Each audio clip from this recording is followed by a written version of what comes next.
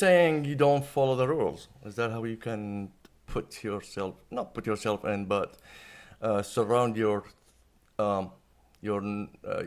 thoughts, your brain. Yeah, you Just like don't follow the rules, huh? following the rules is very boring, honestly. It's like following the rules. You have a lot of like, there.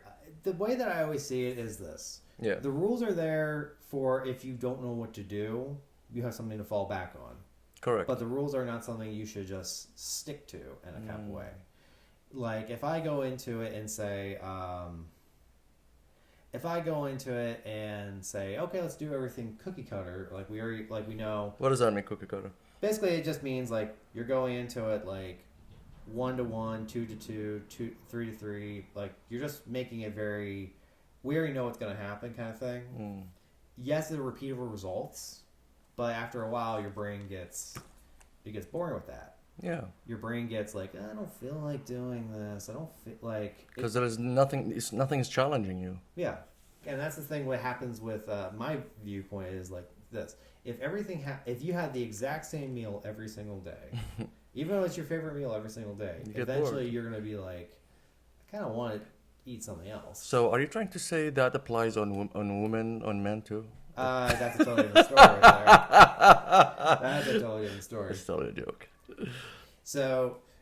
So yeah. So for my opinion of the Hollywood system on there, the Hollywood system, if you ever look at it, they never innovate.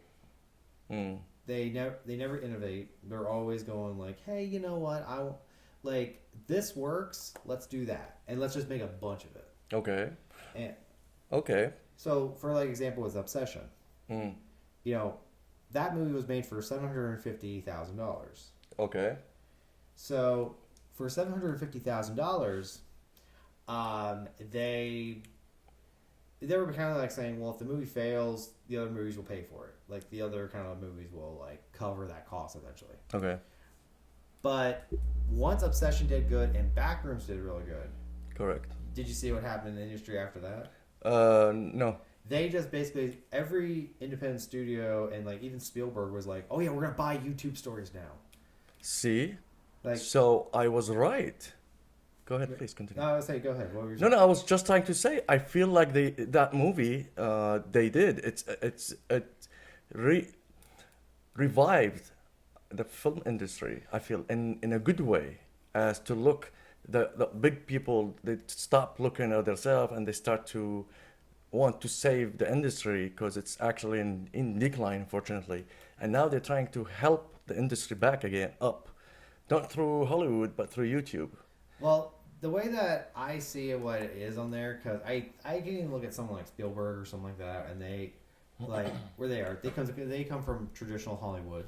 Correct. They come from the traditional way of you go through a studio, blah blah blah blah. The way that I see that they're going to do it Mm-hmm. is they're going to do that for a bunch of movies. Okay. They're going to do that for a bunch of movies. They're going to be like independent little like movies that you see on YouTube or you see on online somewhere. Mm-hmm. And then they're going to do that. And then as soon as one of those movies fails, not because it was like bad or anything, just because of like, financially or something like that. Okay. I feel like at that point Hollywood's going to say, well, see, this is why you go through a studio. And then Oh, and they try to make it, because bring it back as why it's okay. Go ahead, please. because I really think that's what Hollywood likes to do. Is Hollywood likes to be, they like to do that a lot of times where they go like, oh yeah, it's like, oh yeah, we'll give everybody chances. This is how you do it. It's because it made money. Mm. But as soon as it doesn't make money, they're gonna be like, oh, you see, this is why we stick with the traditional Hollywood style and blah blah blah. Okay. Because like I said, they don't go into it saying let's innovate the industry. So you're saying what they are not saving? It's just they try and find another way of making money. Yes, that's all Hollywood is. It's just making money. I like that. Like I like that as like saying it. Not like that as an idea, but I like, yeah. Okay. But it's like Francis Ford Coppola, what he said, how it was when they made it back in like the 1900s, like they're even maybe into the 20s, but that's a question mark there. these people were these were people were theater owners, not like movie theater owners, like they're actual theater owners. These are people who went into it saying, it's like, oh yeah, we're artists, let's make this out of this. Okay. Then when they went into the 30s to the 40s, probably into the 50s too, you started having people who inherit those theaters, like the bankers and all that kind of stuff. You started seeing them going like, well, you know what, we don't know, like, listen, we don't know what it was. We don't know how it is to make movies. Like, we don't know what it takes. So let's give you guys let's give the creatives the chance to, innovate and do stuff. So then when they went into this, once you got into like the 50s and the 60s on there, then that came to people going like, well, we need, like, listen, we know what we're doing. Let's not try to break the formula. Let's make it all clean movies. Okay. Like, we'll make movies, but let's keep it clean.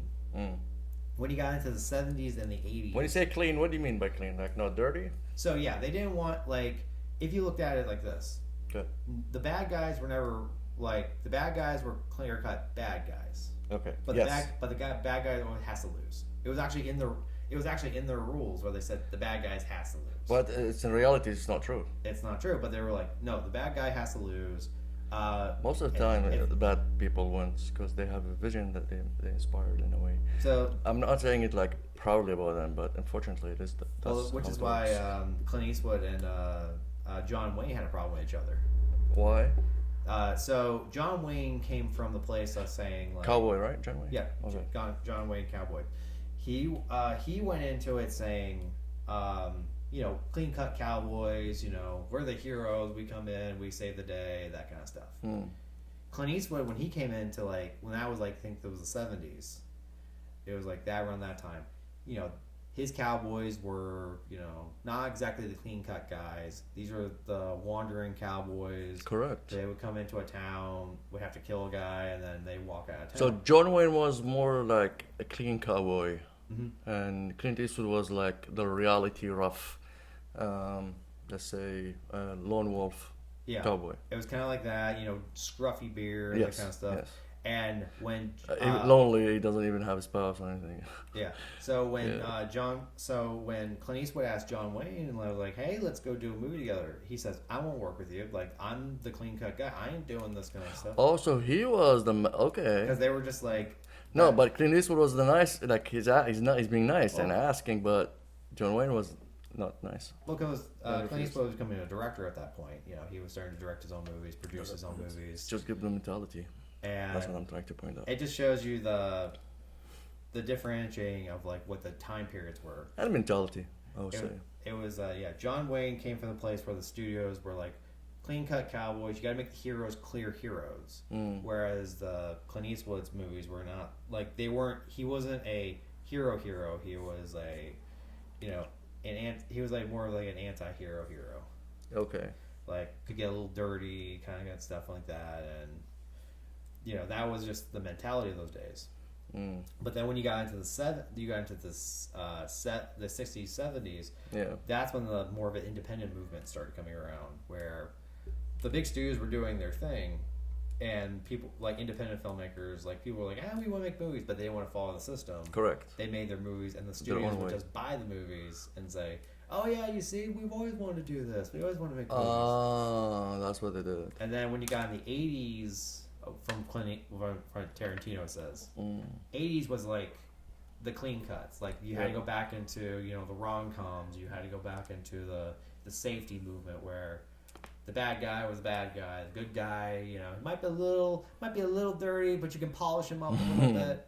That's when you came up, like you had the friend who was like the sex friend who was like, oh yeah, you have to do this, but he's the heart of gold friend, and the only way they would allow that was if he had to have that moment where the heart of that guy would be like, he's like, listen, he has the one redeeming moment of himself. He says, listen, like, he's like, it's all about this. It's all about this. You have to, you have to do this. And it was all clean cut. I think it's kind of like revolutionary, don't you think? It was very, at that time, yeah, it was like, you had to make them, they wanted to change that, independent filmmakers wanted to do it, the studios never wanted to do it. The studios never want to have that, like, again, if it works, don't fix it, kind of thing. Yeah. Then when you got into the 90s, and that's when you got Rodriguez, Kevin Smith, Tarantino, all that good stuff. And that's when they said, "Oh yeah, you guys go do what you're gonna do." Okay.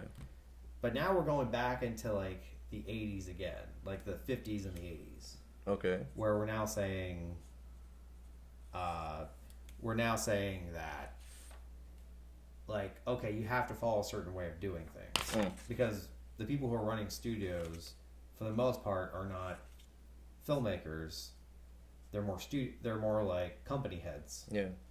They're more like company heads who are like, oh yeah, we're gonna do the, like we don't want to lose money, so but we have to spend a lot of money. Okay. We spend a lot of money, and if we spend that lot of money, or if that movie fails, then guess what? Then we lost. We lost. All right. So, okay. So I have a question for you. Mm-hmm. Now we talked a little bit about history and stuff. Now I want to focus on you a little bit. Okay. Okay. So Hunter, tell me more about you, please. Like your full name, where are you from? Very simple, basic information, please. So for me, I came from Magnolia, Delaware. It was kind of like a little bit below Dover, and for me, I loved movies since I was a little kid, and it was the thing that I would wanted to do it, but the problem is like the area that I'm in, it's kind of like saying, it's kind of like going into it saying, oh yeah, I want to be an astronaut. I want to be, I want to be the president of the United I States. think it's always been like that because I remember when I told my dad that I would be an actor, same thing. Like he was like, "Oh my God, my son is doomed." But Yeah, now he's like, he called me Alfred Hitchcock. So it was kind of like that, and then I kind of was like, okay, I'll kind of like think of something else on there. Yeah. But every time that I just like thought I was doing something else, I was like, yeah, I like it better. I like this path better. So how old are you, Hunter? 31. Can you tell me your date of birth, the year? What are you trying to get my social security code to? Yes, please. No, and your your bank account. No, not at all. But I feel like we were not more. Like I feel like we need more to go in details. That's the only reason. You don't have to say it. So you're 33 years old and you live in Magnolia. So what do you run right now? What do you work? And what's your company name? Okay, let's focus on your company more. So I work at so of course I'm here at NiteTea on there, and I made basically the point of the company was talking about like how we did how the studios were on there, which was I wanted a studio that could operate on its own, that could make its creative ventures by itself, kind of similar to a Rooster Teeth or Troublemaker Studios, all from Texas, by the way. And the way that I saw that I was going to do that, because I made a previous company called HT Green Pictures. Correct. I seen your card. And That's your business card you gave me first time. I probably is. I don't remember at this point. It was the plastic one. Yeah, that one. And that point of that one was the point of that company was just kind of like, hey, I'm a filmmaker, give me a job, kind of thing. Okay. And I did that for a while, and the thing that I saw going into that company that I just didn't feel like I was creatively making anything. I was feeling like I was just working like on stuff. And stuff that I, with respect to other people on there, I felt like I was working on stuff that was like, oh my goodness, I don't know if this is gonna work, but I have to do it, kind of thing. Okay, I feel what you mean. I mean, every filmmaker is gonna go through that process. Absolutely. Every filmmaker is gonna go through that, where you are gonna go through that, and honestly, you should go through that. Because what it teaches you over time is 1, patience, 2, other viewpoints, and 3, it gives you that hard work mentality where you're just like, okay, I gotta get up, gotta get done, and use that to make me go forward. Mm. So when that company I let go defunct, I went and did NiteTea, which I was like, okay, I want this kind of be its own little independent little thing on there. Not that it couldn't be hired for other jobs, but it was kind of like its own venture, kind of like More like they create jobs. yeah, kind of like that. Where Rooster Teeth, when they first did it, it was it was all by themselves, and then when they went into making money and all that kind of stuff, they started trying to produce other people's shows, and they realized it was like, oh, you know what, we could do it by ourselves. Mm. We're not really producers. We're really more like Okay. get all hands on and do that. Yeah. So for NiteTea, that was kind of my venture kind of thing. And with that, through there you meet people on that, and I met you as well. Yes. And what I really saw going into working with you on there was also a creative partner that I could work with. And, so far it's been a nice ride. I feel you, man. So recently, last weekend, you watched Pinocchio, right? Yes. And we put that actually episode as episode 2. It's actually a video one. I recorded it, I edited too, and it was a beautiful because the timing. It fell right away with another project we were working on, me, Hunter, and a couple of great talented actors and actresses. That's why we kind of posted late. However, so Hunter, what's the next movie in the theater you want to watch? So I'm debating on the two. The next ones that I personally want to watch is either the Odyssey or Spider-Man. Odyssey because, of course, Odyssey is Nolan's film. Of course. He's a guy that, again, we've talked about, and everybody kind of knows at this point that he's a filmmaker who really came from I'm not just gonna sit behind a video village kind of watching everything. Okay. He wants to be right by the camera. Correct. And everybody who's talked about him is, if you have to climb up the mountain, I'm climbing up the mountain with you. How does that apply on you? I'm sorry? How that applies on you? So, I mean, the way I always feel like it is, I don't like sitting far away from everybody and just watching, them doing the things. If I direct or I'm shooting or stuff like that, I always try to put myself in the situation first to say, okay, do I even feel comfortable doing it?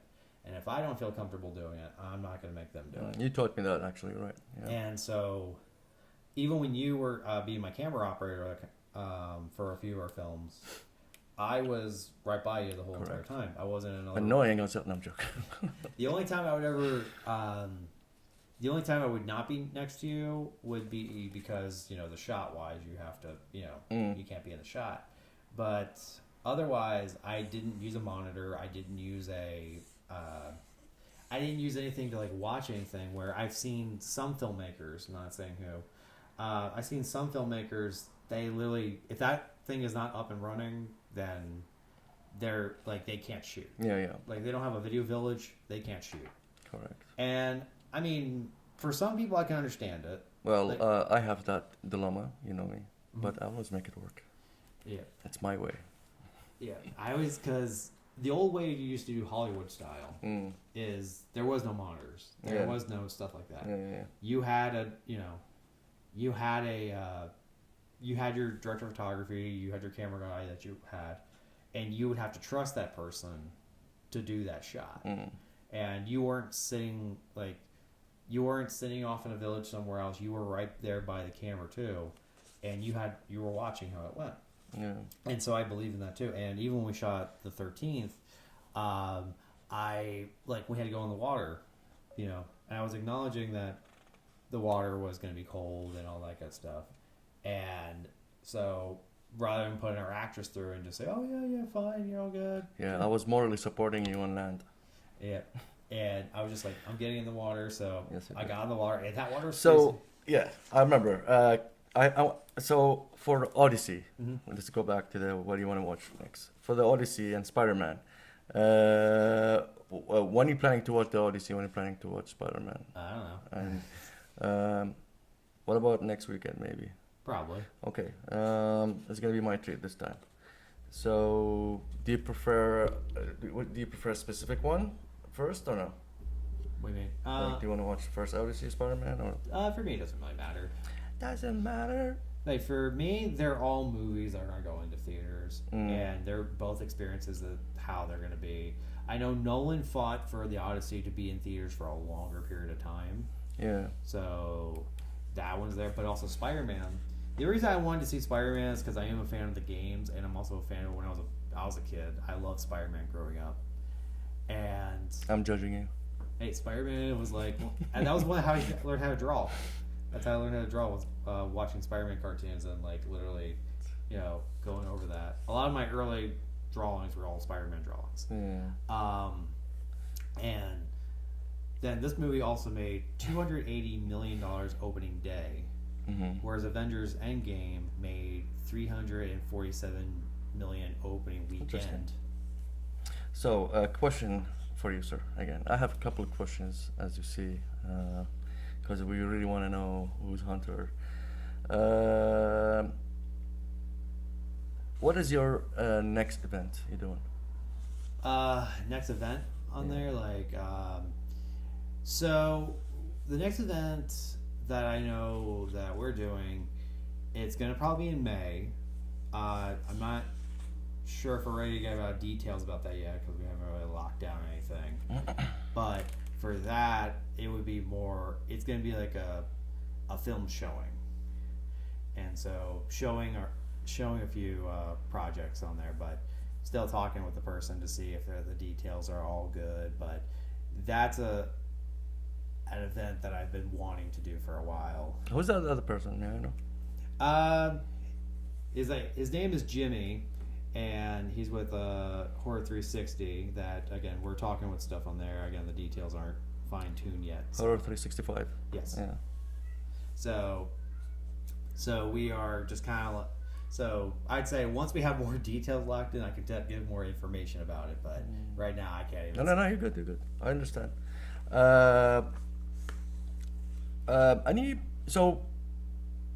Any next project with other people?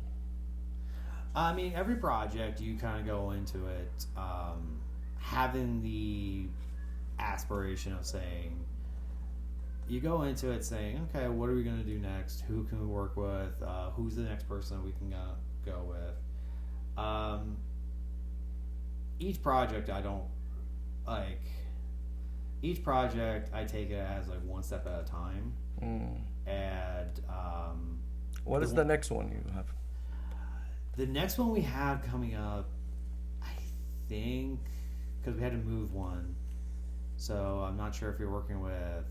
Are we working with her still? There is a lot changing, so it's updated from yesterday. I didn't see you, so. Okay, so yeah. That one, so that's so for the next episode. So already ready. That's already ready. Like there's a lot happened. Yeah, that's already up in the air right now. So I don't even know. I don't know. And the bigger projects on there. I mean, of course, you're working with a bunch of people in that one. So, still up there in the air. So again, that kind of debate, it always comes per project. I never plan in advance saying like, oh yeah, well, this one I'm working with this person. It's like this one. The next projects, I always just say, this is the next project, and now I gotta think, well, now you gotta fill that role. How are you gonna fill the role? Is this this, or is it this, or like that kind of stuff? Yeah, I got it. So, do you go through that? Are you going through to this project as NiteTea or as Hunter? So that one's going into it so far as NiteTea, unless Anmar completely signs it off. It's like not a NiteTea project. I don't want to do that. Hello. There is no such a thing at all. Because that kind of project, I haven't really gone into. I planned on doing a project that was like, maybe I'll do this. But that I was like, nah, I'm good. I don't need to do that one. So NiteTea is famous with horror film. We are really proudly I say it. We are part, and when I say horror, not only gore, blood, no, because that's how Hunter is, and he knows what I like. I like spirit, ghosts, zombies, stuff like that. We share that in common about the zombies, but However, more spiritual side I am and psychological, and that's again our charm. Um, so, any action movie for Nite? I mean, yeah, that's totally a thing right there. Um, we don't say. I always tell people that especially when you're known for something, it doesn't mean that you can't do anything else. Mm. It's more that you can do some like. It's not that you can do something, you can't do something else. It's that you're known for something, but you always want to test yourself creatively. John Carpenter is a really good example. He made Little Trouble in was it Big Trouble in Little China, or however way that the phrasing I is. like that. No, you're I right. mean, he went from Halloween, Big Trouble in Little China. yeah, and then he went to The Thing, and then he went into that. He did that. Yeah. So it's like, So, what about you? Like, is Nite has one coming up? I don't have anyone in my mind, but doesn't mean that's like if one pops up. What about the one we're working on? There's a lot of projects. No, there is one we didn't release. We didn't even talk about yet. We're Uh, supposed to shoot on 8th of August yeah. with Sally Kodo as one of the. I was gonna say, is that still like? Are we That's what I'm saying. I know, but I'm saying, isn't that considered like action? I wouldn't consider it as an action. I'd say more that as gangster. I remember I get beat up, sir. I mean, I would consider it a gangster movie more than Yeah, you're an right. action movie, because the whole thing is not. Well, yeah, but there is a lot of fights. There is a fight scene, There's a fight. I mean, like even a gangster movie, you have people fighting each other. It's like. but more use weapons and shit. It's like, I mean, you have some things where I think it was Casino, a guy got beat up with a baseball bat and then buried in the middle of a desert. Oh, that's And that was a gangster movie. I like that. Um, Can we do that in real life? I mean, if you do, then, I think the cops are going to listen to this podcast and say, they're going to listen to it and say, oh, yeah, by the way, did you guys not talk about this like a while ago? So we're working on this. It's really interesting because I have a few seen about it, and he loves them because we're gonna use some light techniques that I want to ever try through the car's light and the headlights, and I want to like. So again, it's gonna be challenging for both of us. I know the location exactly where to do it, and but we need a few things because it's gonna be the beginning in the public. So if we're gonna use, that's why I'm saying like we cannot bring the light, so we have to use the car's light. So it's an interesting project. We've been working on. I worked with that one. When we talk about the fight scene, we sim Ortorio, right? I think so. Yeah. Yeah, because I kicked his. Yeah, his hiney. I have two more questions for you, and you'll have all the mic you want. Okay. All right. So, what's your next step for as hunter for Nite? So my idea has always been, our company needs to advance saying, okay, we do this. I've been working in the industry for about almost 10 years coming up, like I love that. February of 2027, 10 years going into that. And when I was younger, I did make a feature film for myself, but it I didn't. think you showed me a couple of them. It Your was- sister's one of them. No, that was not a feature. Not that one? That wasn't a feature. Never mind. I made one, and honestly, it was very ambitious. It was a very kind of ambitious kind of little project, and I was like, okay, let's give it a try. I mean, it didn't really movie didn't really pan out on there. I'm sorry. And I take it as what Tarantino said with his first movie, which was My Best Friend's Birthday. That was his first movie. He made that on guitar picks and no money and kind of that kind of stuff. And basically, at one point, the half the footage got burnt off. Oh. It got burnt because it's on film, so it actually got burnt. Oh, from sunburn, you mean? No, it was just lab burns. Chemicals. Yeah, chemicals. So half the movie got taken off. Oh And my god. He just took it as, well, that was my film school. It's beforehand I'd never made a movie. Now I made a movie, and then he used that progression to make Reservoir Dogs eventually. So, you take every step as the next step. You don't take every step as oh my goodness, this has to be the revolutionary thing. Has to be the thing that has to make or break us. Interesting.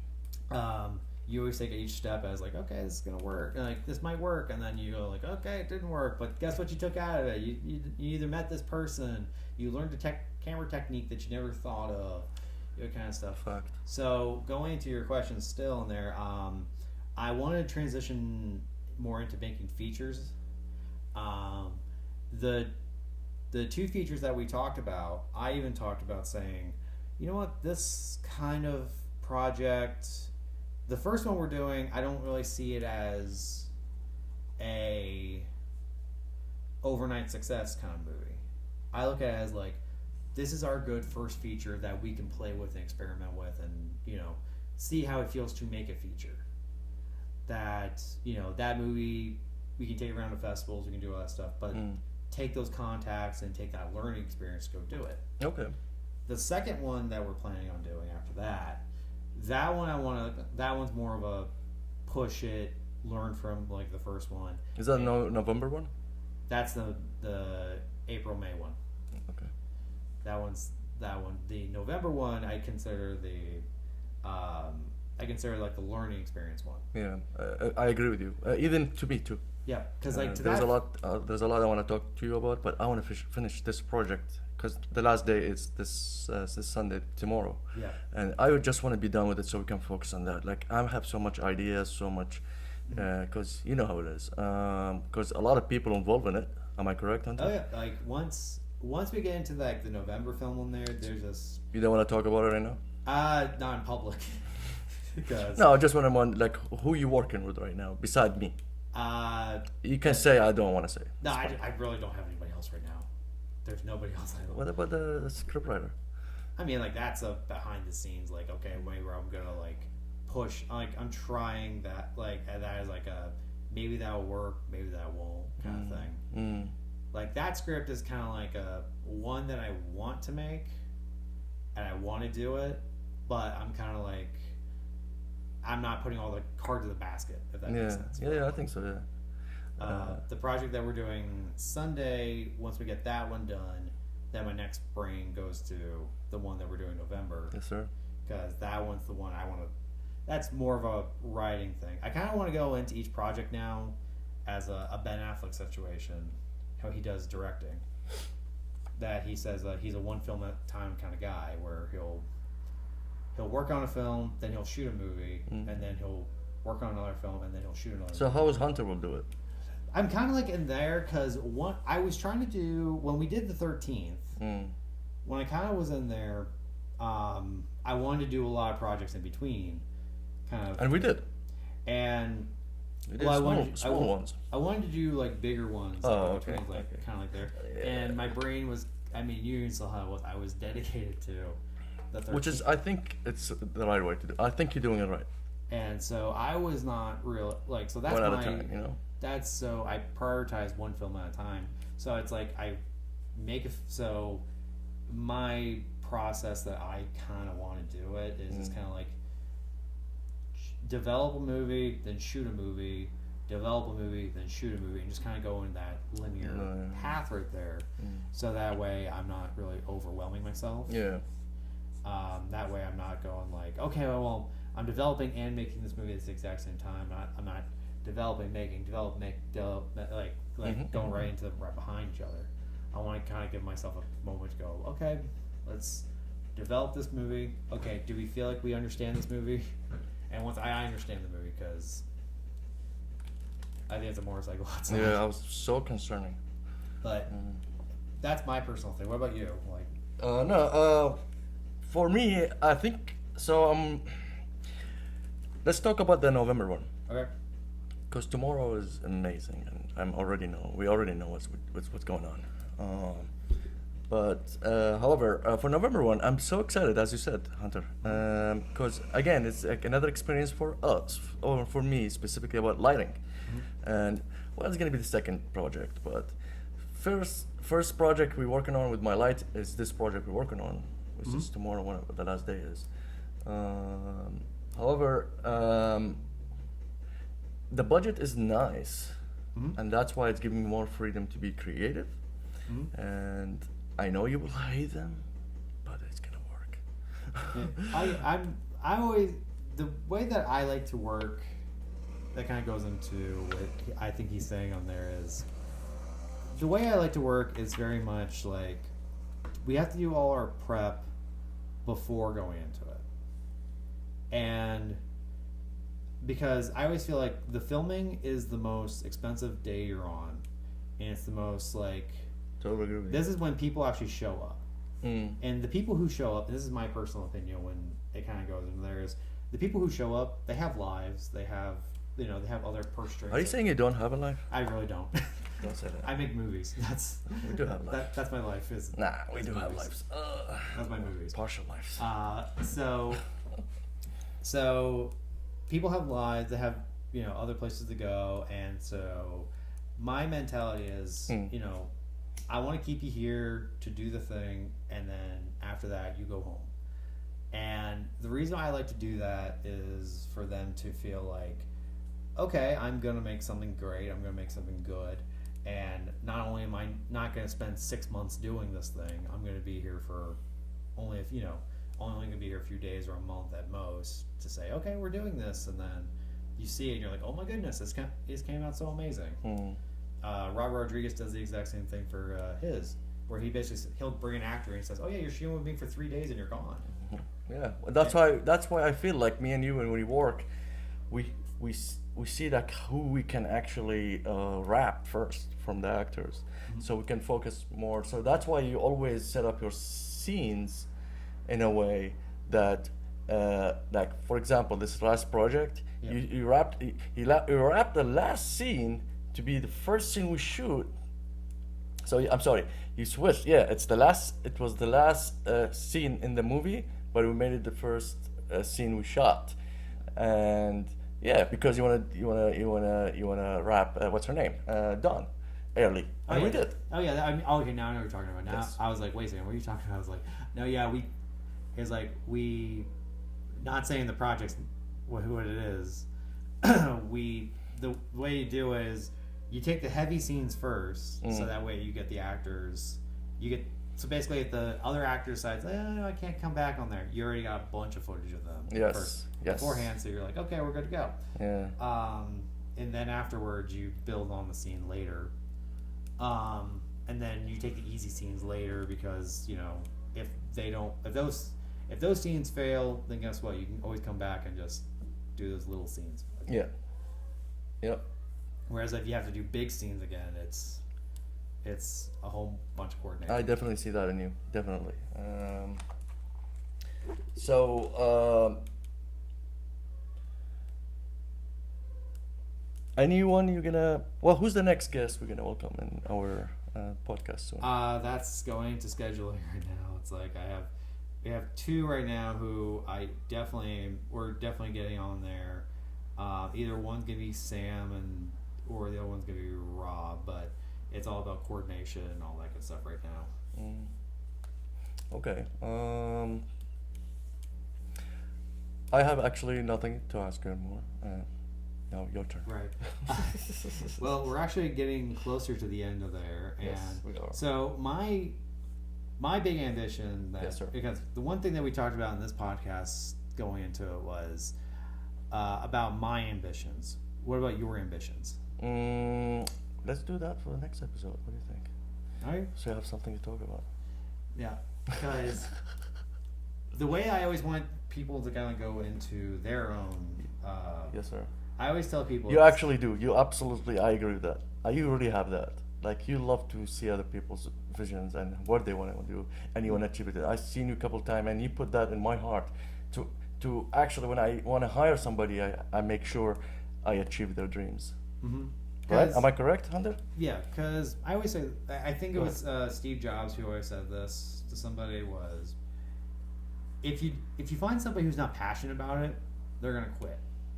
It's like who wants to do this stuff? Like who wants to do that? Correct. That's, so correct. If you don't like what you're doing, then love. It's like if you don't like it, love. It's like what do you get? Like you're not gonna stick with it.